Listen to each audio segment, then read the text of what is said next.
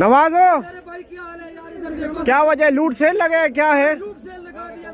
सच में रमजान ऑफर है या वैसे ही कह रहे हो? सर रमजान ऑफर लगा दी है। ये माशाल्लाह लोग पेटी ईरानी या पाकिस्तानी? ईरानी पाकिस्तानी हर किस्म का माल पड़ा है। चलो जी आए, बिस्मिल्लाह करें जी, आज रास्ता देना जी। अभी हम बोली शुरू करेगा और आपने हमारे साथ बोली चले आओ चले आओ चले आओ चले आओ।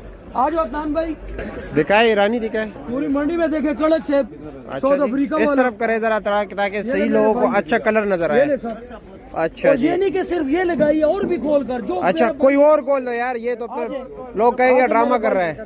इधर वो नहीं है मेरे भाई, एक से एक अच्छा नहीं हुआ तो मत लेकर जाए, कलर देख के जरा। अच्छा इसका रेट क्या है? रेट क्या? 3000 सिर्फ 3000 रुपया, सिर्फ 3000। और गोली शुरू करूँ तो अल्हम्दुलिल्लाह से वजन होगा 8 किलो? 10 किलो नहीं है, ये सब खड़े हैं, जुर्माना है मेरे भाई, सच में? काफी जुर्माना है। चलो जी और ठीक अल्लाह है। के हुक्म से जिस तरह का अदनान भी मिलेगा लोग के उसी तरह का माल। कोई पाकिस्तानी सेब में भी दिखाए जी।